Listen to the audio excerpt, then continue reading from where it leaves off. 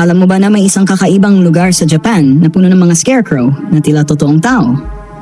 Tara't tuklasin ang misteryo at kababalaghan sa Nagoro, Japan. Ang Nagoro ay isang maliit na bayan na matatagpuan sa Iya Valley sa isla ng Shikoku, Japan.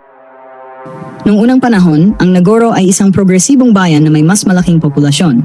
Gayunpaman, tulad ng maraming lugar sa bansang Hapon, ito ay naapektuhan rin ng depopulasyon dahil sa paglipat ng mga kabataan patungo sa mga sentro ng lungsod para sa mas mabuting oportunidad. Si Ayano Tsukimi, isang dating residente ng Nagoro na bumalik sa bayan upang alagaan ang kanyang matandang ama, ay nagsimulang gumawa ng mga scarecrow bilang paraan ng pagtugon sa kalungkutan at upang alalahanin ang mga taong umalis o pumanaw na. Nagsimula siyang gumawa ng scarecrow upang kumatawan sa kanyang mga kapitbahay na naglalarawan sa kanila na nakabahagya ng iba't ibang mga aktibidad na kanilang ginagawa sa totoong buhay. Sa paglipas ng mga taon, si Ayano Tsukimi ay nagliha ng daan-daang scarecrow. Bawat isa ay kumakatawan sa isang dating residente ng Nagoro.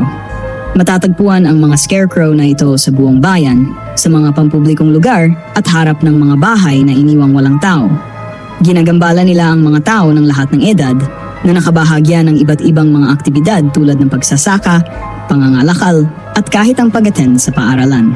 Ang mga manikin ay hindi lamang simpleng dekorasyon.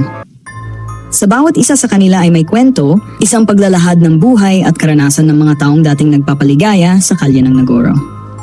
Ang bawat scarecrow na nakatayo sa harap ng mga tahanan ay parang isang saksi sa mga alaala ng nakaraan, patuloy na nagpapahayag ng kanilang mga kwento sa panahon. Ngunit sa paglipas ng mga araw, dumarami ang bilang ng mga scarecrow kumpara sa bilang ng mga taong buhay. Ang mga ito ay nagsisilbing parang mga anino na patuloy na nagpapaalala sa mga nanatili na residente ng kung gaano kahalaga ang kanilang nakaraan. Sa gitna ng katahimikan at kaalaman na unti-unti nang nawawala, ang mga manikin ay nagiging mga alaala ng pagtitiis at pag-asa ng isang komunidad na patuloy na lumalaban para sa kanilang pag-iral. Sa bawat paglapat ng sikat ng araw sa mukha ng mga manikin, muling binubuhay ang kwento ng Nagoro. Ang bayan na tila nakalimutan na ng panahon ay patuloy na nagbibigay buhay sa mga alaala ng mga taong minsan ay nagpuno sa mga kalye at pamayanan nito. At sa bawat pag-iral ng mga ito, nagluluwalhati ang diwa ng isang lugar na kahit tila nakalimutan na ng mundo, patuloy na buhay sa pamamagitan ng mga kwento at alaala ng mga taong nanirahan dito. Salamat sa panonood. Huwag kalimutang mag-follow para sa iba pang mga video. Hanggang sa susunod, follow for more.